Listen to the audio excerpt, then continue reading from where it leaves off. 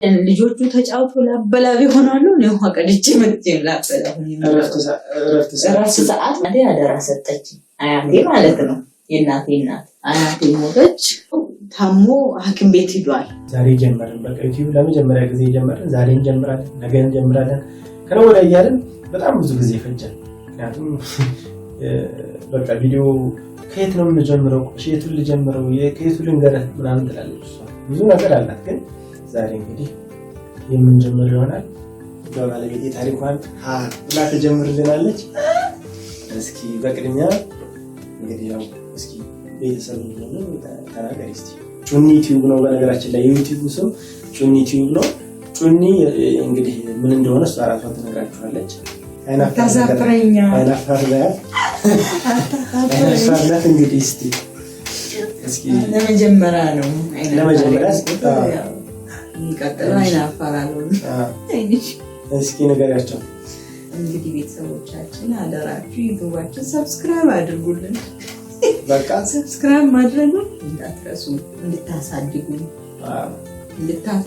ገና ጀማሪ ነው። ብናድግ ያው አድገን እናስደስታችሁ እንጂ እኛም እንደደሰት እናንተም አስደስቱን እና አበረታቱን። ደግሞ የኔ ታሪክ ደግሞ ደስ ካላችሁ እስከ መጨረሻው ከእናንተ ጋር ነኝ።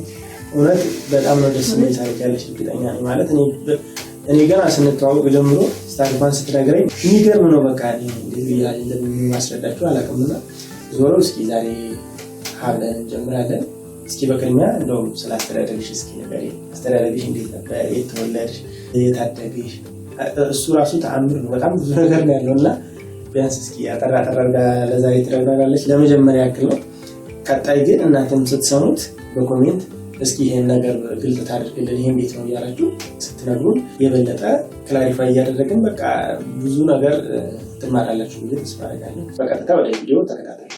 ተወልጄ ያደግኩት ያው ልባወር አብይ ኪዳነ ምህረት የምትባል አካባቢ ነው የተወለድኩት እና ያሳደገችኝ እናቴ እስከ 3 ዓመት አሳደገችኝ። ከ3 ዓመት በኋላ ለአያቴ ሰጣኝ። አገባች፣ አባት ማለት ነው አገባች። ከዛ አያቴ ደግሞ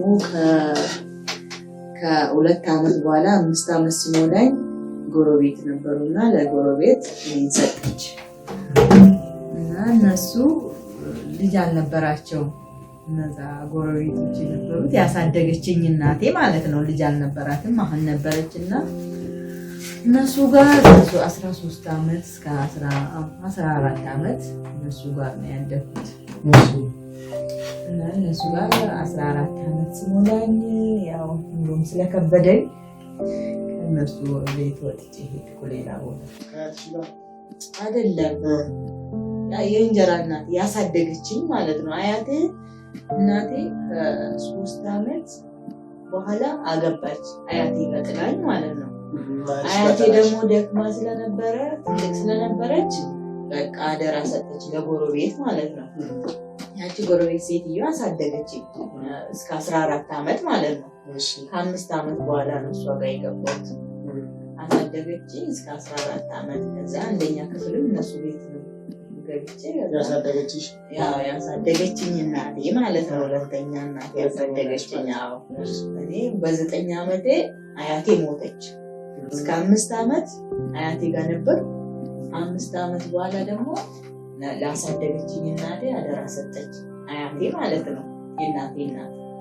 ከዛ በኋላ አያቴ ሞተች 9 ዓመት ሲሞላኝ ማለት ነው። ከ9 ዓመት እንደሞላኝ አያቴ ስትሞት ከዛ በኋላ እዛው እስከ 6ኛ ክፍል እነሱ አስተማሩኝ፣ ያሳደጉኝ ሰዎች ማለት ነው። እና ሚስት ናቸው፣ ልጅ የላቸው፣ ሰውየው መምህር ናቸው።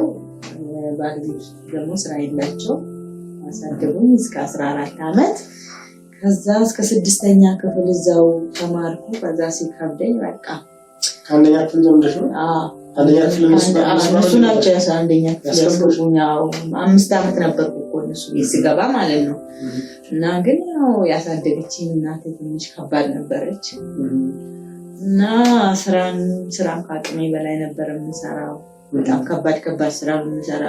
ትምህርት ቤት በትምህርት እስከ 1 እስከ 4 በጣም ጎበዝ ነበርኩ። በትምህርት ማለት ነው። ከዛ ከ1 እስከ 4 ቤታችን ፊት ለፊት ነው ትምህርት ቤቱ ማለት ነው፣ ቅርብ ነው። እና እረፍት ራሱ ስንወጣ የቤት ደርሼ ውሃ ቀድቼ ነው እኔ እረፍት ሰዓት ተመልሼ የምገባ። ልጆቹ ሲጫወቱ እኔ ውሃ ልቀዳ እሄዳለሁ፣ ያለበለዚያ ምሳ አይሰጠኝም። እረፍት ሰዓት አሁን ትምህርት ቤት ልክ 4 ሰዓት ተኩል ምናምን ይደወላል፣ የእረፍት ሰዓት ማለት ነው። ወተን እንጫወታለን አይደል ውጭ ላይ። በዛች ጨዋታ ሰዓት ቤታችን ትምህርት ቤት ለፊት ነው። ሰውየው መምህር ናቸው። እሳቸው ደግሞ ልክ እረፍት ሰዓት ሲጋራ ያጨሱ ነበርና እረፍት ሰዓት እቤት ይሄዳሉ ሲጋራ ለማጨስ ማለት ነው። እቤት ሄደው ሲጋራ ያጨሳሉ ሰውየው።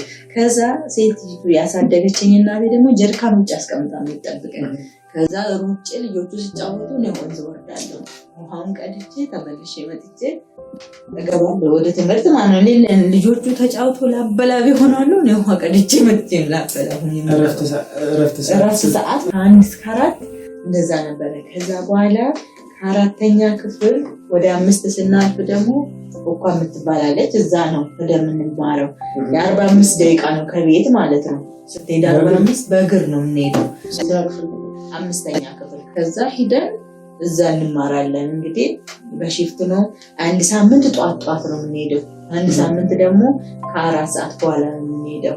እና ከዛ በቃ እዛ ወደዛ ሳልፍ ወደ 5ኛ ክፍል ሳልፍ በጣም እየከበደኝ መጣ ቤት ውስጥ ማለት ነው።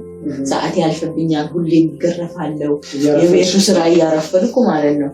እና ከዛ ደግሞ በሳምንት 2 ቀን ብቻ እንዲሄድ የፈቀደችልኝ ትምህርት ቤት። ያለበለዚያ በቃ ወይ ውጭልኝ አለች። ውጭልኝ ስትለኝ ደግሞ እናቴ ጋር እንዳልሄድ እንግዲህ እናቴ ብዙ ልጆች ወልዳለች። ከዛ ካገባች ከዛ ሌሎችም ወለደቻቸው በቃ ወደው ማለት ነው። እና እሷም ያው ኑሮ ስላልተመቻቻት እዛም እሷም ጥሩ ኑሮ የላትም። እዛ እንዳልሄድ እሷም በችግር ነው የምትኖረው፣ እነዛ ልጆችን ታሳድጋለች። አባቴ እንዳልሄድ ደግሞ እኔ ነኝ አባት የሚል ሰው የለም። እዛ እሱ ራሱ ሌላ ታሪክ ነው ያለ አባቴ ራሱ ማለት ነው። እሱን ደግሞ የሚገርማችሁ ይሄ የአባቷ ነገር ራሱ የሚገርም በጣም ነገር አለ። አባቷ ትክክለኛ አባቷ መሆኗን ያወቀችው ራሱ ከ28 ዓመት በኋላ 28 ዓመት ሲሞላኝ ነው አባቴ ማለት ነው። እስከዛ ጊዜ ድረስ ግን አባትሽ አጎቴ እንደሆነ ነው የማውቀው። አባትሽ ማለት አባቴ ይሄ ራሱ ብዙ ታሪክ አለው። ስለዚህ በቀጣይ ቪዲዮ እንነግራችኋለን። እሺ ቀጥይ። ከዛ እንግዲህ 5ኛ ክፍል እንደምንም እንደዛ ተማርኩ። በሳምንት 2 ቀን ነው። ከዛ ከትምህርት ቤት ወላጅ አምጪ ሲሉኝ ወላጅ ሂዱልኝ ምናምን ስላቸው ሰውየው መምህር ናቸው። ሰውየው በጣም ጥሩ ሰው ናቸው። በእርግጥ ግን አይመቻቸው፣ ለመሄድ አይመቻቸው። የስራ ቀን ትምህርት ቤት አይቀሩም፣ አይመቻቸው። ከዛ በቃ 1 ቀን ሄዱልኝ እንደምንም ማለት ነው ለምኛቸው። አዎ ሲሄዱ እቺ ልጅ በትምህርት ጎበዝ ነበረች። በሳምንት ግን 2 ቀን ብቻ ነው የምትመጣ ምናምን አለ። ከዛ እሳቸው ደግሞ ባለቤታቸው በጣም ስለሚፈሩ እሺ በቃ እናስተካክላለን አሉና ተመልሶ መጡ። ከዛው በቃ ትምህርት ቤት እንዳታስቀሪያት ከእንግዲህ ትምህርት ቤት ከቀረች እቺ ልጅ እኔና አንቺ እንጣላለን አሏት። ላሳደገች ለእናቴ ማለት ነው ላሳደገችኝ እናቴ። በሳምንት 3 ቀን ተፈቀደልኝ፣ 1 ቀን ጨመረችልኝ። ከዛ ፈቀደችልኝ። ያችን 3 ቀኗን የተጠቀምኩ እንግዲህ በሳምንት 5 ቀን አይደለ የትምህርት እንትን 2 ቀን በቃ የለም አልሄድም። እንደዛ እያልኩ በቃ ጫማ ምናምን ያልቅብኛል፣ በባዶ እግሬ እሄዳለሁ። ከዛ ሰውየው በጣም የዋህ ናቸው፣ በጣም ጥሩ ናቸው። ደግሞ ሲወጣ ጫማ ገዝቶልኝ 1 ቀን የማላስታውሰው ኮንጎ ጫማ ያን 5 ብር ነበረች። 5 ብር ነው የምትገዛ ኮንጎ ጫማ ገዝቶልኝ። ከዛ አዲሱን ጫማ ሲያመጡ ሴትዮቱ አንስታ ደበቀች። ተጣሉ። አትለብስም አይቻልም ጫማ። እሷ እንደፈለገች እየዘለለች እየሄደች እየሮጠች ነው ጫማ የምትጨርሰው። ለእኔ የተገዛልኝን ጫማ ሳልጨርስ እሷ እንዴት ጨረሰች? የእሷን ኮንጎ ነው የሚገዛ ግን ብለው ተጣሉ። ነፍሳቸውን ይማርና መምህሩ አልፏል። ከዛ በኋላ በቃ እኔ ምርር ነው የሚለኝ ሁሌ። ስትሰድበኝ ደግሞ እንደ ትልቅ ሰው ነው በቃ የሆነ ትልቅ ሰው። እኔ ደግሞ እንደ እናቴ ነው ማያት በቃ ማለት እሷ ስላሳደገችኝ እንደ እናቴ ነው ማያት። እሷን ትቼ እነሱን ትቼ አሁን ወዴት ሄዳለሁ? ማን ጋር ሄዳለሁ እላለሁ። እናቴ ጋር እንዳለኝ በቃ እሷ በችግር ነው የምትኖረው። ለምንድን ነው እሷ ላይ ችግር የምጨምረው እያስባለሁ። ለእናቴ በጣም ነው የማስብላት። ወደ 6ኛ ክፍል እንደምንም አለፍ 14 ዓመት ሞላኝ። ወደ 6ኛ ክፍል ሳልፍ ማለት ነው 6ኛ ክፍል ደርሼ በቃ አንድ ቀን እንትን ስራ ሰራለሁ። በእርግጥ ከ5ኛ ክፍል በዛ ሰዓት ጫማ ከደበቀችበት ቀን ጀምሬ እኔ ስራ መስራት አለብኝ ብዬ ከዛ አንድ ቀን ቁጭ ብዬ እንትን ስል ልጆችን ትምህርት ቤት እያመጡ ቆሎ ይሸጣሉ። ከዛ ቆሎ መጀመሪያ ገንዘብ ግን ከየት አመጣለሁ? 1 ብር ነው ሽምብራ የሚገዛ አንድ ኩባያ አለ። በዛ ኩባያ 2 ኩባያ 1 ብር ነው የሚሸጠው እና 1 ብሯን ከየት አመጣለሁ? ከዛ ግንበኞች ትምህርት ቤት እየሰሩ ነበሩና አንደኛው ግንበኛ ተስፎ ነው የሚባለው የት ሀገር እንዳለ አላውቀውም አሁን። እና ያ ግንበኛው 50 ሳንቲም ሰጠኝ። 50 ሳንቲም ሲሰጠኝ ከዛ በዛች 50 ሳንቲም እጄ ሽምብራ ገዛው ከገበያ ማለት ነው።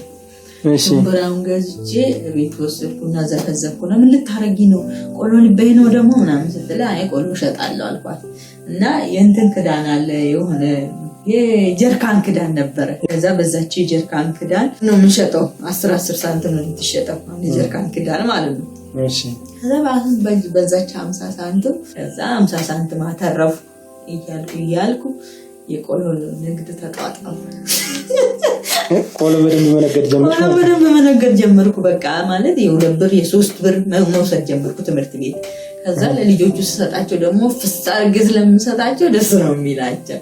እንደዛ እየሰራው ደስ እያለኝ መጣ። ከዛ ለመጀመሪያ ጊዜ 4 ብር ጫማ ገዛው በራሴ ማለት ነው። ያችን ስለደበቀችኝ በቃ በጣም ተናድጃለሁ። በጣም ነው የተሰማኝ ያኔ ማለት ነው። ከዛ ገዛውና በዛች ጫማ መሄድ ጀመርኩት። በቃ እኔ እዚች ቤት አልቀመጥም ብዬ ለራሴ ወሰንኩ። ሁሌ እናቴን እንግዲህ ማገኛት ገበያ ውስጥ ነው። ገበያ ሄጄ ቆሎ ይሄን ሽምብራው ምናምን ልገዛ ሄዳለሁ። ገበያ አገኛታለሁ እናቴ። በቃ ገበያ ሳገኛት ለእናቴ ደግሞ ያኔ ጨው 25 ሳንቲም ይገዛል። ጨው ለእናቴ ገዛላታለሁ። የ25 ሳንቲም ጨው፣ በርበሬ ትሰፈራለች 50 ሳንቲም እገዛለሁ ቆሎ ከምሸጥ ላይ ማለት ነው።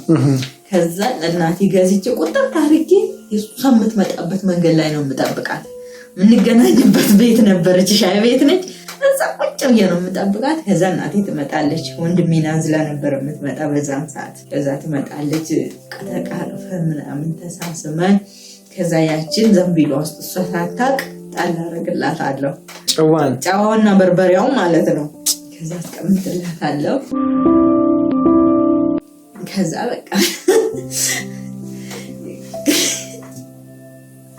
ከዛ እሷ በቃ እዛ ቦምቦሊኖ ነበረ የምሸጠው ማለት ነው። ሻይ ቤቱ ቦምቦሊኖ 25 ሳንቲም ነው፣ ሻይም 25 ሳንቲም ነው። ሻይ ጋብዛታለሁ በ50 ሳንቲም። ከዛ በቃ እሷ ቅፍ አድርጋ ዘማን መማር መርቀኝ ምን እሷ ትሄዳለች። እሷን ያገኘው ቀን በቃ ለእኔ መንግስተ ሰማያት የገባው ነው የሚመስለኝ ማለት ነው። ከዛ ደስ እያለኝ ወደ ቤት እመለሳለሁ፣ ሁሉንም እረሳለሁ። እና ስታገኘኝ ትመክረኛለች። በቃ ሰዎች ሁሉም ያልፋል እና በቃ እንዴ አይዞሽ እና ትመክረኛለች። በቃ በርቺ፣ ጠንክሪ፣ ምንም ብትባይ ምንም እንዳፈሪ ሁሉም ነገር ያልፋል። አንቺ ጎበዝ ነው የምትሆኚ፣ አንቺ ትቀየሪያለሽ። በቃ አንቺ አሳቢ ነሽ፣ በጣም ጎበዝ ነሽ። ምንም ነገር ቢሆን ደግሞ ራስሽ ላይ ምንም ነገር መንገድ ላይ ስትሄጂ ጥግ ሂጂ፣ ከመኪና ራስሽን ጠብቂ ትለኛለች። በቃ ትመክረኛለች። ትምህርት ቤቱ መንገድ አስፋልቱ ላይ ስለምንሄድ ትፈራለች እና ትመክረኛለች። ከዛ በኋላ በቃ እሺ እናቴ እኔ ጎበዝ ልጅ ሆንልሻለሁ እላታለሁ። እኔ አንቺንም አግዛለሁ እነሱን ራሱ አግዛቸዋለሁ ምን እላታለሁ። እኔ ሁሌ ቅዳሜ እንገናኛለን፣ በሳምንት ማለት ነው። ገበያ ነው የምንገናኘው። ከዛ በኋላ ልክ እንግዲህ ወደ 6ኛ ክፍል አለፍኩ። 14 ዓመት ሞላኝ።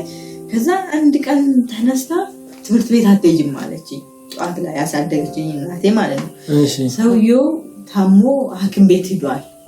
ከዛ በፊት እሳቸው ነበር የሚቆጡ እና በቃ በጣም ተቆጣችን፣ ሰደበችኝ። ከዛ አንቺ እንዳውም አለችኝ አሳድጌ አንቺ ባሌ ልታገቢ ነው ወይ አለችኝ። እንደዚህ ስትለኝ